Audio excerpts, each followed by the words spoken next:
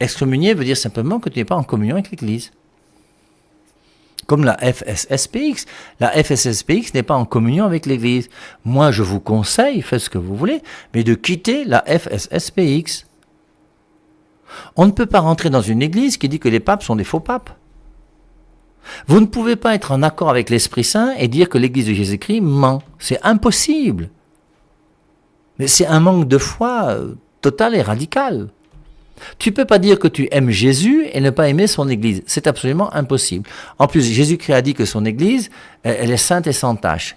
Elle est colonne et appui de la vérité. Mais c'est écrit noir sur blanc. Les gens de la FSSPX sont des aveugles et qui vous trompent. Et je souhaite que les séminaristes de la FSSPX et les prêtres de la FSSPX quittent cette histoire le plus tôt possible pour revenir sous le regard de l'Esprit Saint.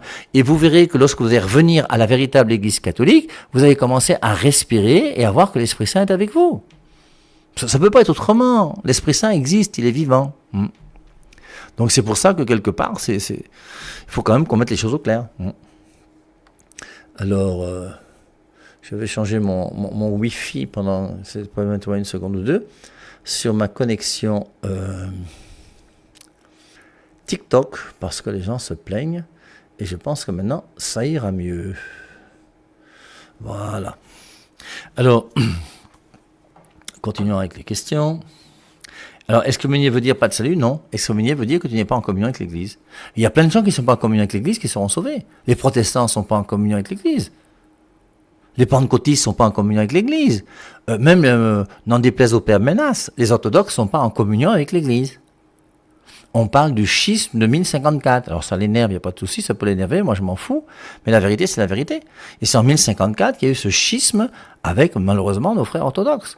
C'est en 1521, disons, le jour où le pape a fait une bulle d'excommunication à Martin Luther, que Martin Luther s'est retrouvé chassé de l'Église catholique.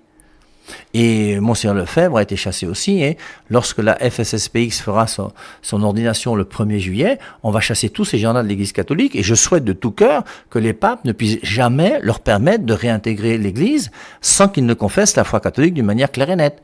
Parce que Benoît XVI a été gentil, et parce que le Bergoglio a été gentil avec eux, et leur a permis de les féliciter, ils croient que c'est eux qui sont dans la vérité.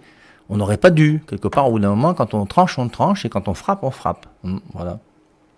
Si le prochain pape est allemand et qu'à Vatican III, il légalise le mariage pour tous, que ferez-vous? Attendons que ça se passe.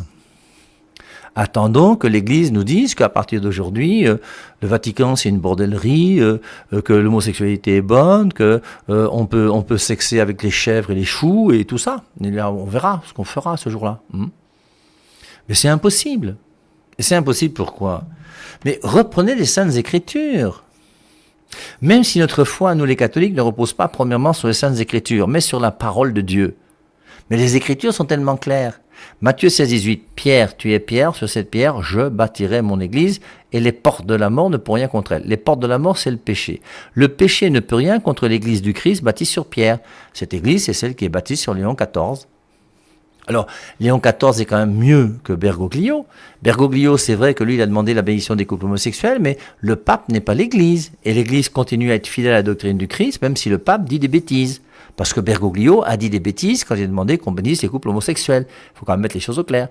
C'est pour ça que je vous dis souvent que le pontificat de Bergoglio n'a pas été un bon pontificat. Et ce pontificat de Bergoglio donne des arguments aux gens de la FSSPX. Et j'ai écouté un pauvre petit prêtre habillé avec ses habits latins, mais ça me dérange pas, ça, moi, ça me dérange pas, qui dit carrément que l'Église catholique a accepté le courant LGBT. Et alors ils appellent les unions sodomites. Mais ce petit gars de la FSSPX, il ment comme il respire. Et ça, c'est l'enseignement que lui a donné la FSSPX. Et il dit que l'Église catholique a autorisé les bénédictions des couples homosexuels. Et c'est un menteur. Il faut distinguer le magistère de l'Église d'une proposition d'un pape. Et c'est parce que le pape a proposé une chose que c'est l'Église. Qu'est-ce que c'est que le magistère de l'Église? Mais devenons intelligents et réfléchissons un peu.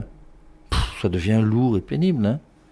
Et tu vois, ce jeune prêtre formé par justement les gens de la FSSPX qui dit des bêtises pareilles. Il ment. C'est un prêtre qui ment. Il faut mettre les choses au clair. C'est un menteur. S'il veut, il monte un jour, il me dit, hein, on discute ensemble, on va faire un live et on va voir comment ça va se passer. Bonjour mon père, expliquez-nous Proverbe 27, 14, qui interdit de bénir son prochain tôt le matin. Alors, j'en sais rien, moi. Après, vous voulez qu'on explique? On va pas tout expliquer, une virgule, un point. La Bible se comprend à travers l'esprit des Saintes Écritures. Et c'est pour ça qu'on a besoin de l'Église qui nous donne la bonne compréhension des Saintes Écritures. Alors, maintenant, si tu veux, on va lire Proverbe 27, 14. C'est comme si tu me demandais de dire, lisons le passage où il est dit que si ton œil droit te conduit au péché, arrache-le. C'est écrit, si ton œil droit te conduit au péché, arrache-le. Je veux dire quoi? Qu'il faut arracher ton œil? Mais bien sûr que non. Alors après, vous cherchez des trucs bizarres pour essayer de comprendre et justifier l'injustifiable. Alors on va quand même lire, hein, c'est Proverbe 27, 14. Proverbe, je suis déjà là. 27. Ça ne marche pas, je ne sais pas pourquoi. 27. Voilà. Alors je vous lis le verset 14.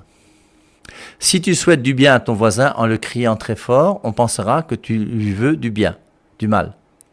Bon, voici pour moi, Proverbe 27, 14. Si tu souhaites du bien à ton voisin en le criant très fort, on pensera que tu lui veux du mal. Donc bon, je sais pas. Donc c'est pour ça, donnez bien vos références, parce que sinon au bout d'un moment, on est perdu. Mon père, il y a un bug sur TikTok. Bon, on va faire comment? Moi, je peux pas. Je fais ce que je peux avec la technique qui est celle qui est là.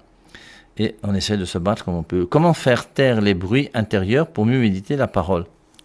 C'est pour ça que quelque part, vous voyez, on parle souvent de concentration dans la prière, ce qui n'est pas juste. La prière, c'est pas une question de concentration. La prière, c'est une question d'amour. Quand un garçon aime une fille, quand une fille aime un garçon, c'est pas une question de concentration. Je ne me concentre pas sur ce garçon ou sur cette fille. Non. C'est une question d'amour. C'est ton cœur qui se porte vers lui ou ton cœur qui se porte vers elle. Et c'est vrai que pour que ton cœur se porte vers Dieu quand tu fais l'adoration du Saint-Sacrement, tu es obligé quand même dans ta tête de faire fi de tout ce qui se passe à côté. Et donc, il faut te concentrer quelque part en minimisant les bruits qui sont autour de toi, les gens qui sont autour de toi, pour te concentrer sur l'adoration du Saint-Sacrement qui est là. Mais cette concentration, c'est pas ça l'important. L'important, c'est de pouvoir avoir ton cœur. Pour moi, la prière, c'est laisse-toi aimer par Dieu. Pour moi, jusqu'à aujourd'hui, je peux changer. Je n'ai que 64 ans, peut-être que j'en aurai 94, qui sait. Mais en tout cas, même si je meurs avant ça, c'est pas grave. Mais la prière, c'est laisse-toi aimer par Dieu. Mets-toi en présence de Dieu et laisse Dieu t'aimer. Laisse-toi aimer par Dieu. Laisse Dieu prendre possession de ton cœur. Laisse Dieu prendre tout en toi. Abandonne-toi entièrement à ce que Dieu veut de toi et ne cherche qu'une seule chose, c'est sa volonté. Alors c'est pour ça que quelque part, c'est pas une concentration que ça demande, mais en même temps, je comprends ce que tu veux dire. Quand tu te mets dans un climat de silence, dans un monastère comme à Koutaba ou au Carmel, Koutaba c'est quand même en brousse en plus, forcément tu entres dans une chapelle où c'est le silence, il n'y a pas de bruit, il n'y a rien. C'est plus agréable que lorsque tu as les médians qui sont de l'autre côté du mur et qui chantent Akitoko ho ho, comme je l'ai connu pendant mes différentes semaines d'évangélisation à droite et à gauche. Donc, pourquoi dans l'Apocalypse 12, on parle de son de l'agneau, de sang de l'agneau et l'enfant que Satan voulait tuer? Comment l'expliquer?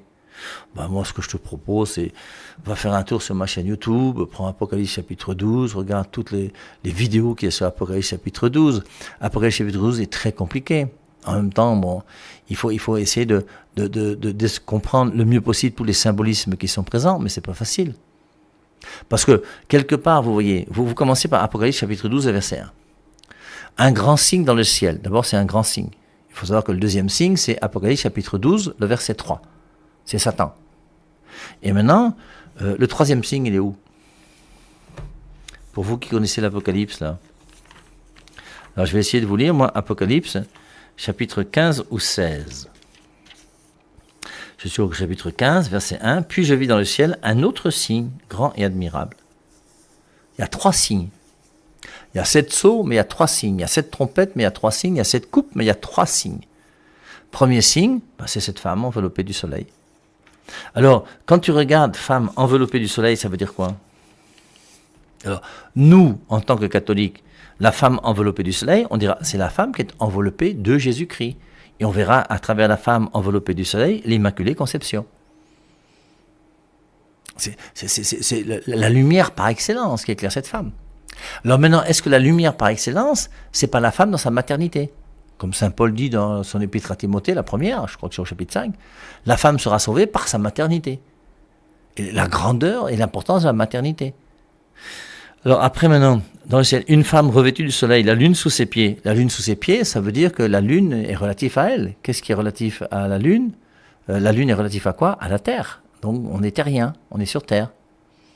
Cette femme, c'est quelqu'un qui représente quelqu'un qui est de la terre. Mais elle est au ciel. Je vous rappelle, c'est un grand signe apparu dans le ciel. Ce qui apparaît, c'est une femme qui est, elle, terrestre, humaine. Et une couronne de 12 étoiles sur la tête. Couronne de 12 étoiles, forcément, ça va faire penser aux apôtres. La reine des apôtres, pour nous, c'est Marie.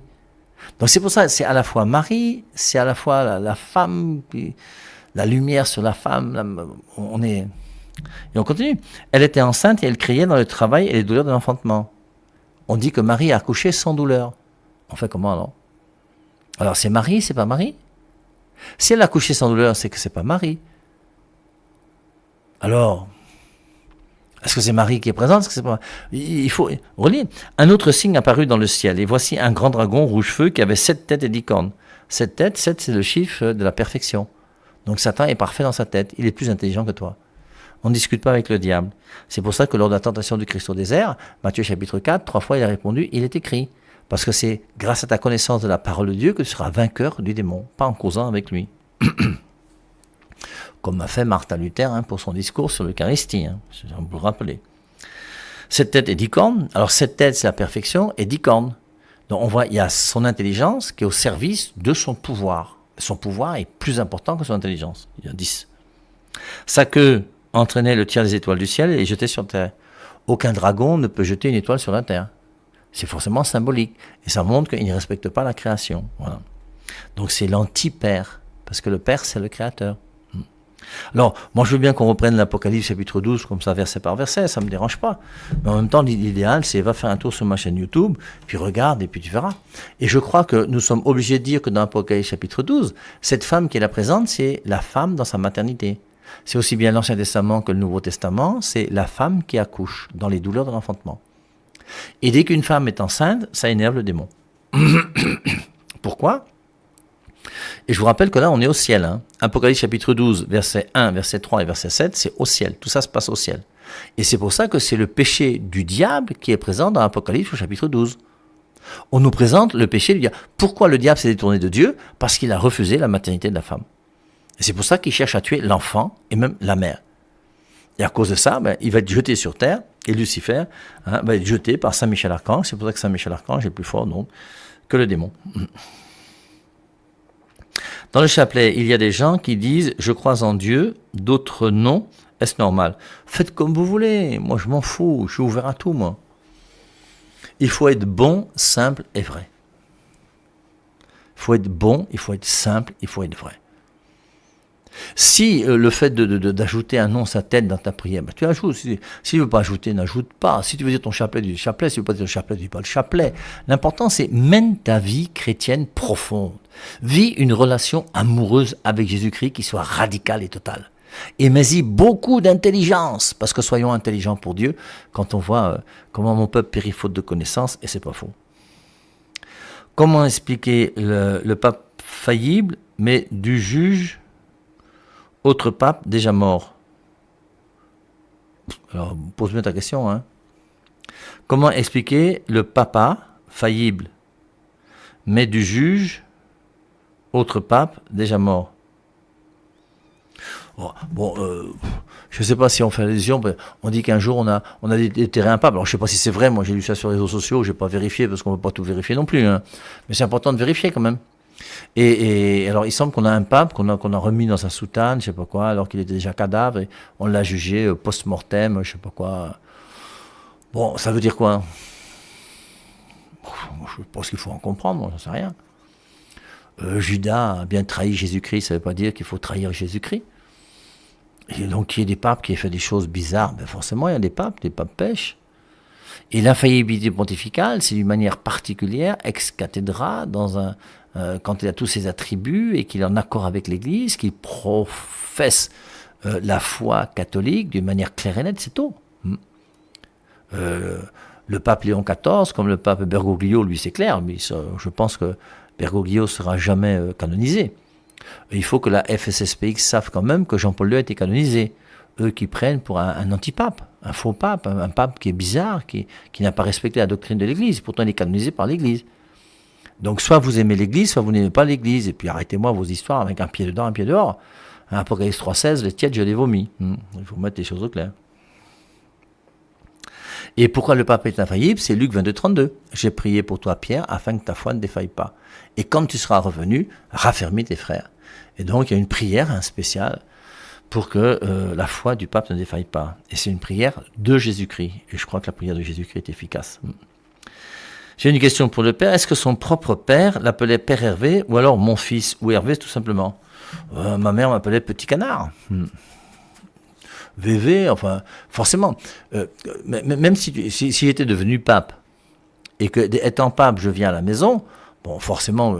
ça n'allait pas changer grand-chose. S'il y a des gens qui sont là autour, qu'on avait invités, bon, forcément, il y aura...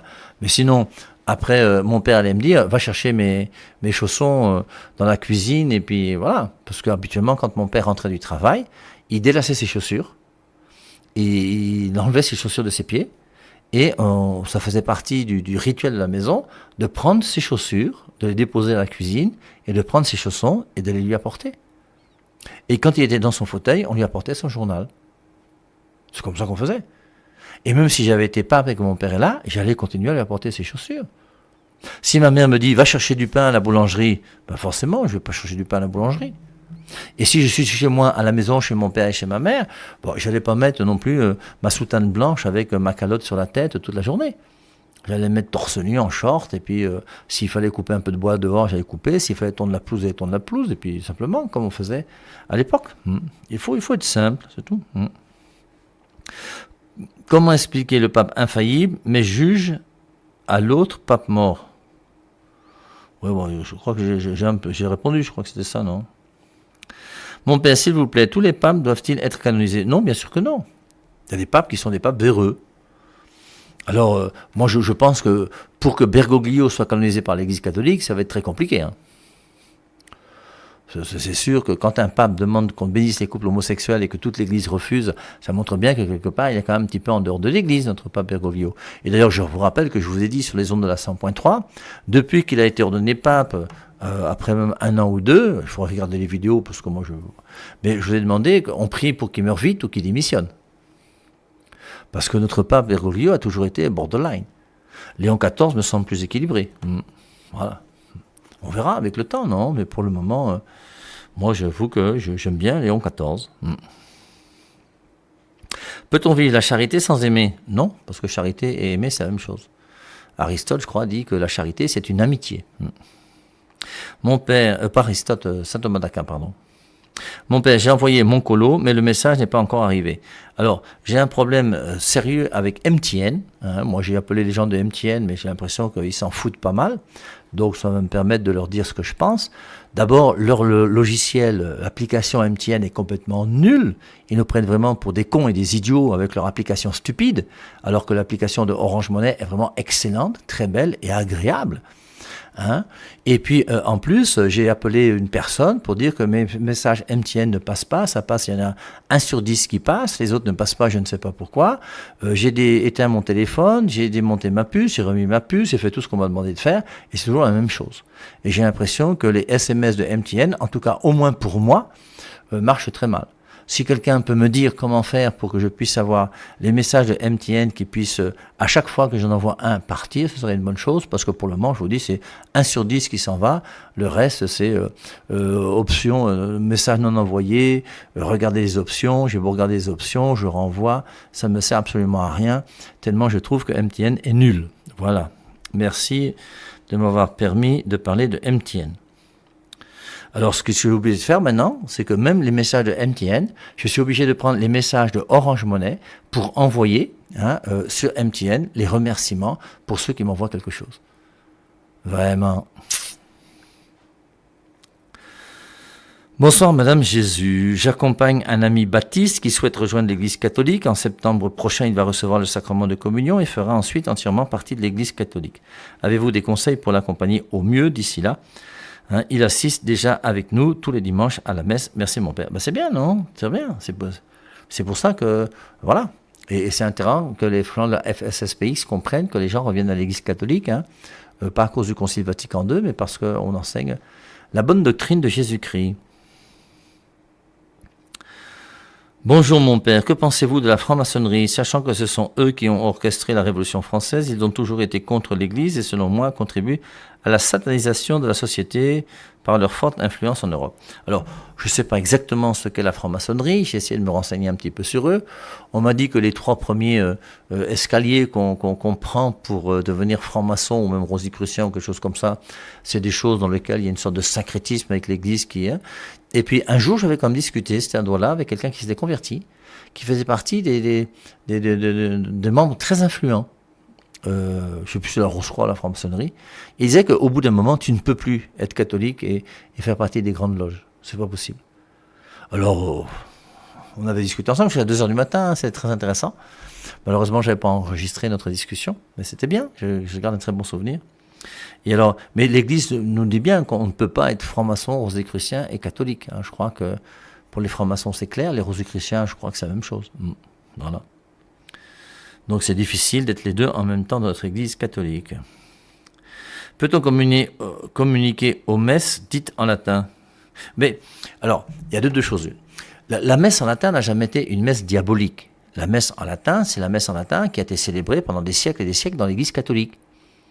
Et pendant, moi, je me souviens, je crois, quand j'étais encore très très petit, que je devais être servant de messe. Et à l'époque, le prêtre célébrait la messe dos au peuple. Et donc, il y avait les 3 marches sur lesquelles il montait, là où on était contre le mur de l'église, là où il y avait le tabernacle, là où il y avait le crucifix. Et puis, on venait même comme servant de messe et on portait le missel avec nos mains et ils étaient déposés sur la tête. Et puis, c'est là que le prêtre lisait. Et c'est un vague souvenir que j'ai. Après, donc, avec le Concile Vatican II, on a proposé que le prêtre puisse célébrer face au peuple. Alors, aujourd'hui, c'est la messe, je crois qu'on appelle Paul VI, je crois que c'est comme ça qu'on l'appelle, qui est célébrée pratiquement partout dans l'Église catholique aujourd'hui. Et vous avez des gens qui aiment beaucoup le latin et qui aiment la messe en latin. Et donc, la messe en latin n'a jamais été diabolique et quelque chose de mauvais. Et je ne vois pas pourquoi on voudrait diminuer la messe en latin. La messe en latin a été célébrée pendant des siècles, elle était valide. Je ne vois pas pourquoi elle ne serait pas valide aujourd'hui, que les choses soient claires. Et maintenant, ce qu'il y a, laissons les gens qui aiment la messe en latin célébrer la messe en latin à condition qu'ils soient en accord avec l'Église. C'est pour ça que la FSSPX, malheureusement, c'est ça qui est pénible, c'est que eux, ils dénigrent l'Église, ils critiquent les papes, ils remettent en cause le magistère de l'Église. C'est quand même gênant. Par contre, vous avez une fraternité qu'on appelle la fraternité Saint-Pierre, qui est une fraternité qui fait la messe en latin, je crois, à mon avis, si je me trompe, il faut que des gens me disent, qui, eux, sont en accord avec l'Église. Et faire la messe en latin en accord avec l'Église, ça ne me dérange absolument pas du tout. Moi-même, Père et Marie, il m'est arrivé de célébrer la messe en latin. Et faire une messe en latin, c'est pas un péché, que les choses soient claires.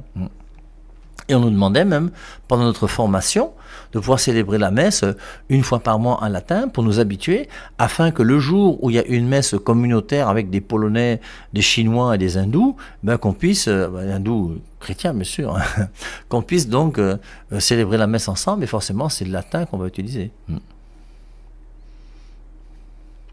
Mon père, nous avons le frère Jean-Emmanuel qui est aussi un prêtre catholique avec nous sur le live. Mais on le remercie, merci à lui, grand merci de pouvoir venir nous assister. C'est une grande joie, forcément. Dès qu'on a affaire à quelqu'un de catholique, dans notre église, tous ceux qui sont catholiques sont le bienvenu. Ça, il n'y a pas de souci. Bonsoir mon père, quelle explication ou quel passage peuvent nous permettre de comprendre que l'Esprit Saint est Dieu? Moi, je crois que le plus simple, c'est Actes chapitre 5. Et Actes chapitre 5, c'est Ananias et Saphira. Et dans ce passage, on dit « Vous avez menti à l'Esprit Saint ». Première des choses pour les témoins de Jéhovah, c'est mentir à l'Esprit Saint, c'est pas mentir à une force. On ne ment pas à une force, on ment à une personne. Et donc, on a mentir à l'Esprit Saint, c'est mentir à une personne divine. Que les choses soient claires. Et juste après, il dit, c'est pas à des hommes que vous avez menti, mais à Dieu. Donc, mentir à l'Esprit Saint, c'est mentir à Dieu. Vous avez 1 Corinthiens 3 et 1 Corinthiens 6 qui dit que vous êtes le temple du Saint-Esprit. Et juste après, on dit, vous êtes le temple de Dieu. Ensuite, maintenant, vous avez les deux références, c'est Matthieu 28, 19. Allez de toutes les nations, faites des disciples, baptisez-les au nom du Père et du Fils et du Saint-Esprit. Et la deuxième épître aux Corinthiens, chapitre 13, le verset 13, le dernier verset, de la dernière épître aux Corinthiens, qui dit, et je vous le cite, que la grâce du Seigneur Jésus-Christ, l'amour de Dieu, on ajoute le Père, et la communion du Saint-Esprit soit avec vous tous. Et on voit dans ces deux versets, Matthieu 28, 19, allez de toutes les nations, faites des disciples, baptisez-les au nom du Père et du Fils et de l'Esprit, que le Père, le Fils et le Saint-Esprit sont ensemble. Donc c'est pour ça que forcément, nier la Trinité, c'est quand même assez bizarre. Puis, on a vu samedi dernier à 8h dans l'émission, vous prenez Genèse chapitre 18, Yahvé vient rendre visite à Abraham, et on dit que Yahvé c'est 3 personnages, dont 1 et 3. Bon voilà, il y a toutes les références, vous pouvez reprendre l'émission de samedi dernier lorsqu'il était 8h. Bonsoir mon père, j'ai vu dans une des vidéos que vous aviez dit que vous pouviez faire les délivrances comme dans les églises de réveil, mais mon père, avec ce départ massif des catholiques vers ces églises de réveil, pourquoi ne faites-vous pas aussi ces délivrances afin de prouver aux catholiques que cela se fait chez nous aussi Mais c'est pas ça le but. Moi le but, j'ai rempli un stade, 40 000 personnes. J'ai eu pendant 20 ans 40 semaines d'évaluation par an où les églises étaient pleines de lundi à vendredi. Avec chaque vendredi soir une messe des malades. Bon, tout ça, c'est pas... J'ai prié 800 heures sur des gens possédés. Maintenant, l'important, c'est de comprendre que Jésus-Christ a voulu une église, et c'est dans cette église qu'on doit travailler, c'est tout. Après, maintenant, les miracles ou pas les miracles. Après, vous avez le Père Amor qui était exorciste à Rome. Vous avez plein d'exemples. Si on cherche la vérité, on la trouve. Et c'est pas en priant sur les possédés qu'on va faire que l'Église catholique est l'Église catholique. Je vous rappelle Matthieu 7, 21. Ce n'est pas celui qui dit Seigneur, Seigneur qui entrera dans le royaume des cieux, mais celui qui fait la volonté de mon Père. Au verset 22, Jésus-Christ dit,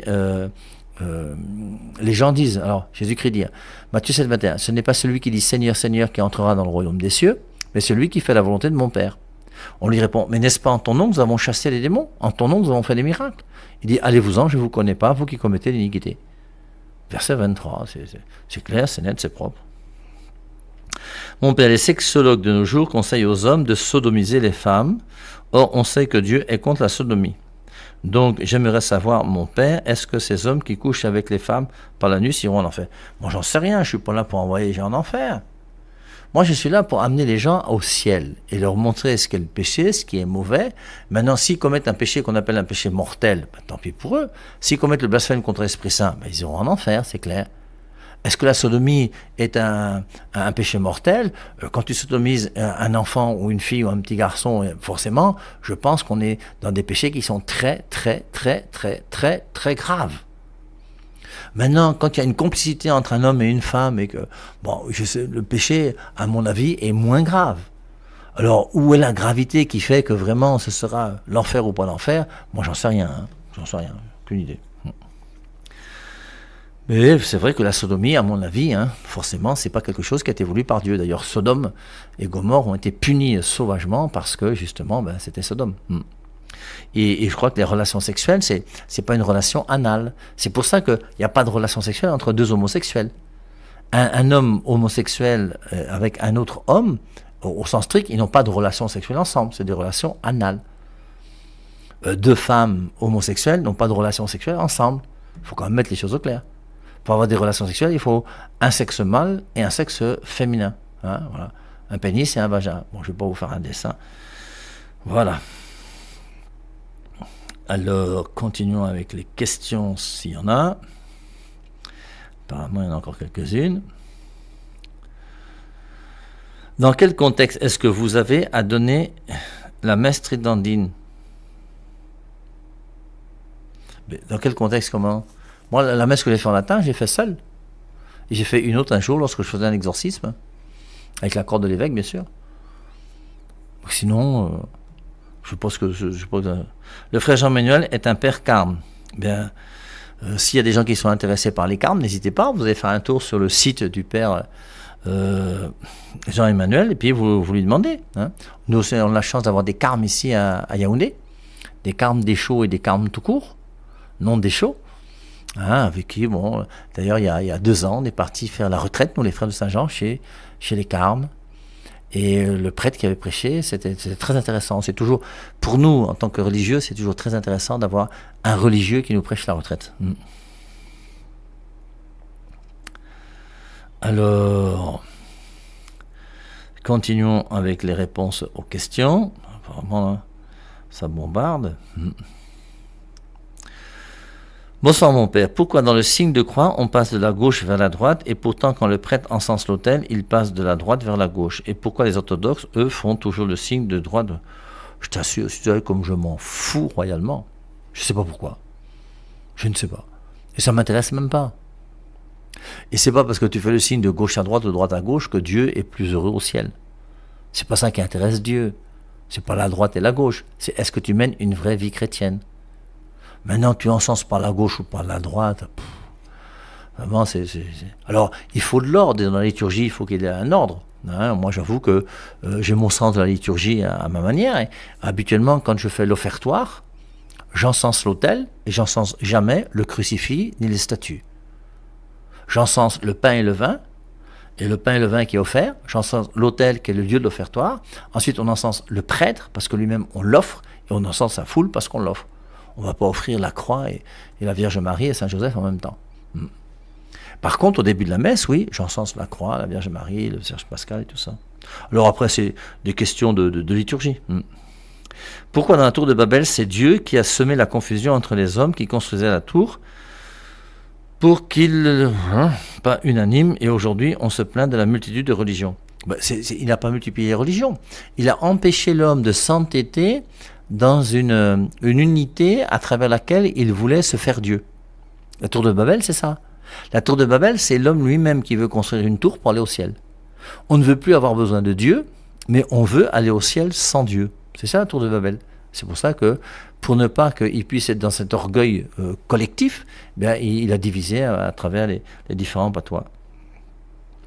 Pourquoi l'Église catholique ne récupère-t-elle pas les reliques des saints qui sont en Grèce, au mont Athos? Ou alors, ce qui est pour l'Église orthodoxe, l'Église catholique ne les partage pas. On a été en commun ensemble pendant 1000 ans, mais après, on n'est pas ensemble. Et les saints de l'Église orthodoxe ne sont pas forcément les saints de l'Église catholique. Lorsqu'on a canonisé les martyrs de l'Ouganda, dans les martyrs de l'Ouganda, vous allez vérifier si vous voulez, mais il y a eu des protestants qui sont morts martyrs aussi, à l'époque où on a eu les martyrs de l'Ouganda. L'Église n'a canonisé que les catholiques. À nous de comprendre ce que ça veut dire. C'est pour ça que la doctrine de l'Église catholique, c'est pas rien.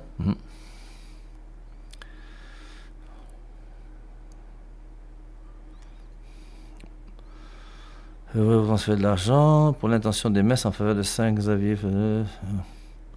C'est la caravane. Alors on verra ça c'est chose personnelle.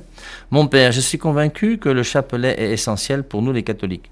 Depuis le jour où j'ai écouté l'histoire des prêtres jésuites qui ont miraculeusement survécu à la bombe atomique à Hiroshima, c'est pas les jésuites. Je ne pense pas. C'est plutôt les gens de... Comment il s'appelle? Maximilien Kolbe. Je crois, hein. On peut vérifier. Sans aucun effet secondaire, tout le reste de leur vie, et qu'ils l'ont attribué à la vécu du message de Fatima, dont la Vierge Marie avait demandé aux enfants de réciter chaque jour pour sauver les âmes en pauvres pécheurs qui vont en enfer. Mais si tu aimes le chapelet, moi je ne suis pas contre. Et puis aucun prêtre catholique ne peut empêcher quelqu'un de réciter le chapelet. Le chapelet, c'est une prière qui fait partie de l'Église catholique. Maintenant, on peut très bien aimer Marie sans réciter le chapelet. Si vous voulez une preuve, regardez Joseph, Jean et Jésus. Joseph, Jean et Jésus ont vécu avec Marie, ils n'ont jamais récité le chapelet. Pourtant, ils ont eu Marie plus que ceux qui récitent le chapelet aujourd'hui. Mais je ne suis pas contre le chapelet. Mais en même temps, il faut comprendre que la prière la plus intéressante, ce n'est pas la prière qu'on dit. La prière des 1000 Ave, moi je vous décourage de dire la prière des 1000 Ave. 1000 Ave, ça veut dire que tu vas prendre 8 heures de temps à dire uniquement « Je vous salue Marie, pleine de grâce, le Seigneur est avec vous, vous êtes bénie ». Moi j'ai fait ça, hein, j'ai fait les 1000 Ave. J'ai récité les 1000 Ave dans une journée. À l'époque, c'était 7 rosaires et des poussières. parce qu'il y avait 3 chapelets dans le rosaire. Mais au lieu de répéter « Je vous salue Marie » pendant 8 heures, mais prends ta Bible et étudie l'Épître aux Galates. Prends ta Bible et étudie l'Évangile de Jean. Prends ta Bible et forme-toi. Prends ton catéchisme de l'Église catholique. L'adoration du Saint-Sacrement est plus importante que le chapelet. Que les choses soient claires. Et c'est pour ça qu'il faut qu'on découvre l'importance de la prière silencieuse. Mais le chapelet est aussi une bonne prière, ça c'est clair. Alors, bon ça mon père, y a-t-il un verset dans la Bible qui parle du baptême par aspersion?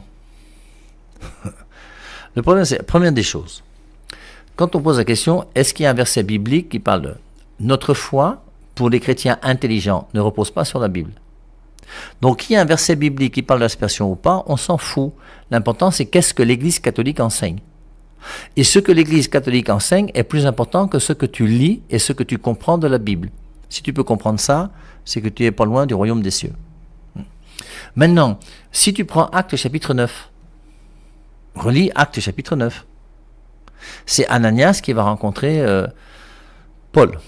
On va lire ça demain matin lorsque ce sera 8h ou 10h30, parce que nous sommes déjà revenus dans Actes au chapitre 8. On commence même, je crois, bientôt Actes chapitre 9, la conversion de Paul, on a même déjà commencé. Et on va voir comment Ananias va être envoyé par l'Esprit Saint, et il va imposer les mains, et après on dit que le nom de Paul, il se leva et il fut baptisé. On ne dit pas il se leva, il prit sa serviette, il cherchait un fleuve où il pouvait... Non. Et dans la pièce où il est, il se leva et il fut baptisé. Il n'est pas sorti de la pièce pour être baptisé. Donc il a été baptisé par aspersion, que les choses soient claires. Acte 16, 31, c'est la même chose. Tu peux lire Acte 16.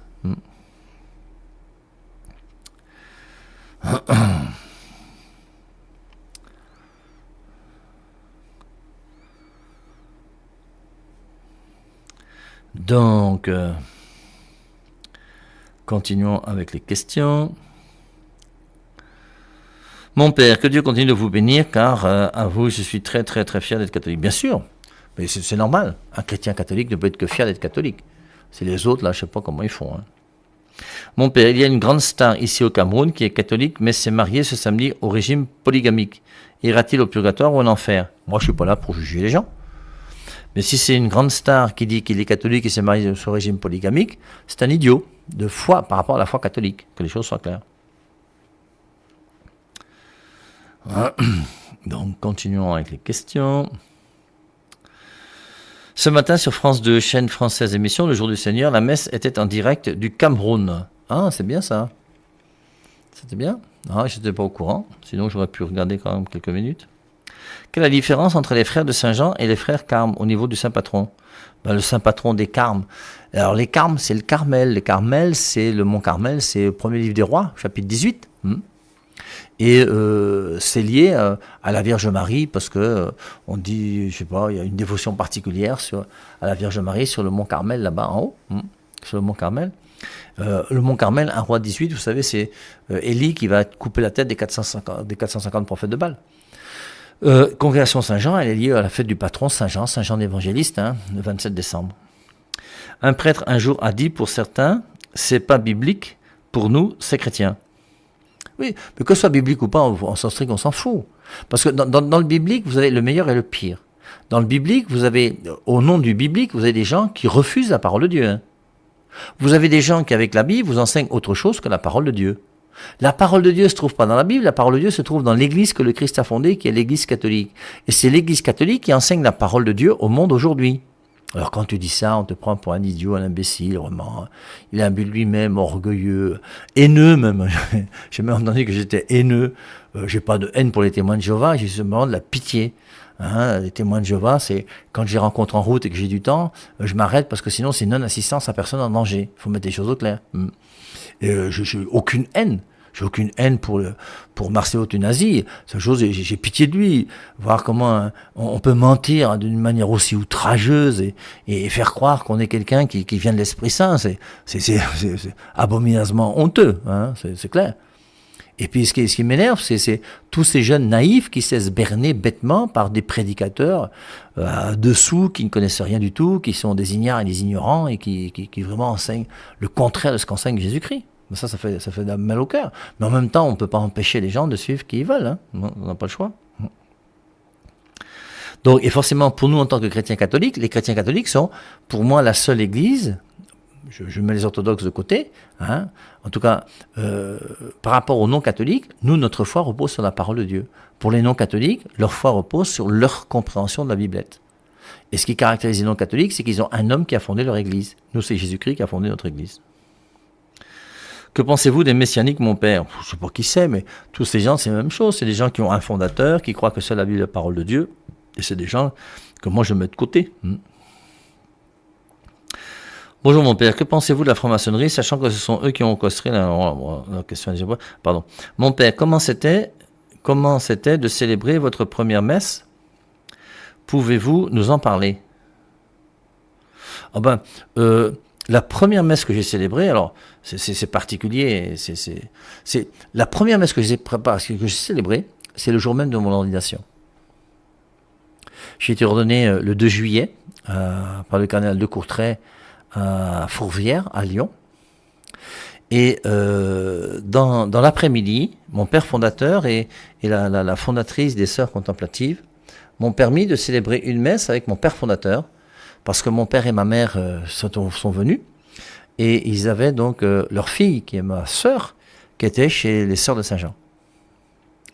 Et donc, on s'est arrangé avec la sœur Alix et le père Marie-Dominique Philippe pour que je puisse célébrer ma première messe le jour même de mon ordination, je sais plus 17h ou 18h, chez les Sœurs Contemplatives. Le père Marido était là, et mes parents étaient là, et puis après ils ont dû rentrer eux, parce qu'ils devaient travailler, ils habitaient un peu loin de là où on était, ils étaient en Bretagne, on était du côté de Lyon. Et donc voilà, c'est la première messe, et c'est le père Marido lui-même, forcément, qui a prêché. Alors, ce qui est intéressant, c'est que le père Marido, le jour où il a prêché, il m'a comparé à Samson. Dans son sermon, il m'a comparé à Samson, et il a dit, ce jour-là, il dit, parce qu'il avait une petite voix qui était cassée, il disait, avoir un père Hervé Marie dans la communauté Saint-Jean, c'est bien, mais il n'en faut pas deux. Voilà ce qu'il avait dit. C'est bien d'avoir un père Hervé Marie, mais il n'en faut pas deux. Et ce qui est curieux, c'est que, alors ça c'était en 1982, après, je ne sais plus, c'est peut-être 20 ans plus tard, même plus. J'étais au chapitre général, et puis on s'était retrouvé chez Marthe Robin, pour ceux qui connaissent, à Saint-Châteauneuf-de-Galore. Et dans la chambre de Marthe Robin, le père avait reçu chacun des frères, il nous avait bénis. Et quand il m'avait béni, il m'avait béni en me rappelant mon nom de Samson. J'ai trouvé ça, voilà. Si c'est des anecdotes que vous voulez, mais en voici une.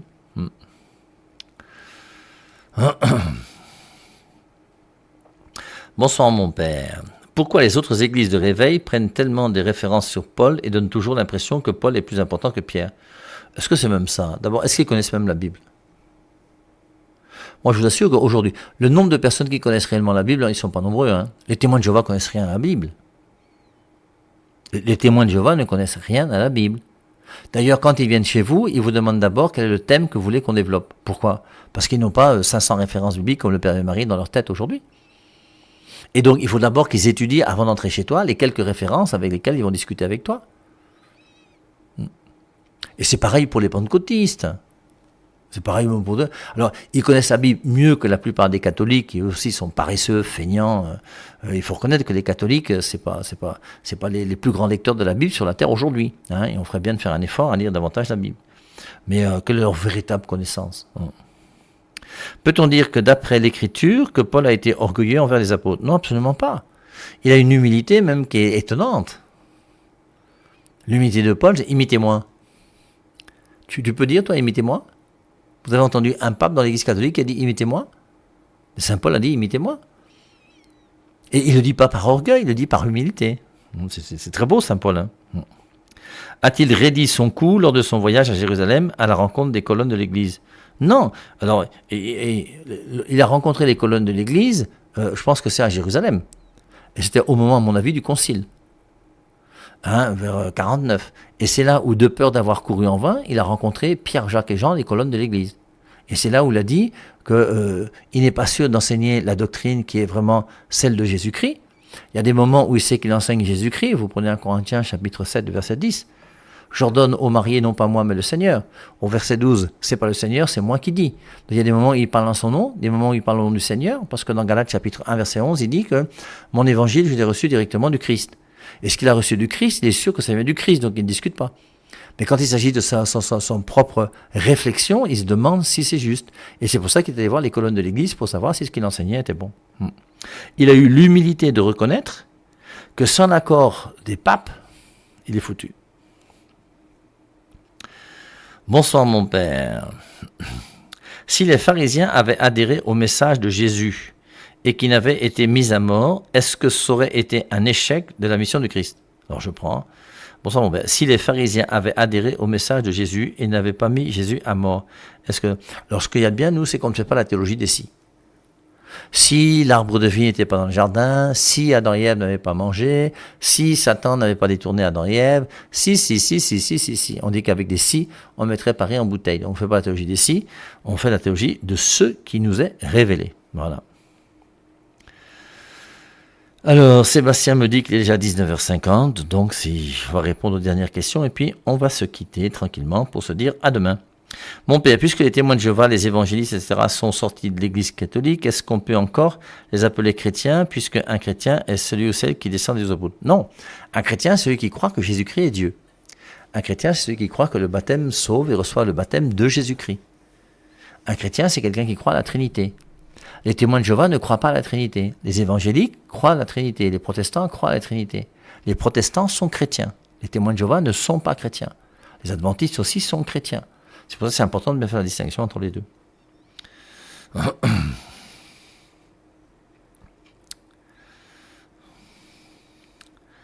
Donc, sur ces bonnes paroles, chers amis, je ne vois plus de questions, et ne voyant plus de questions, je vous dis à demain matin lorsqu'il sera 8h et 10h30 heure du Cameroun, 9h et 11h30 heure de France. On continuera à commenter Actes. Nous sommes déjà rendus au chapitre 9, la conversion de Saint Paul. Et puis on va se retrouver aussi le soir à 17h heure du Cameroun, 18h heure de France, pour le catéchisme de l'Église catholique. Allez,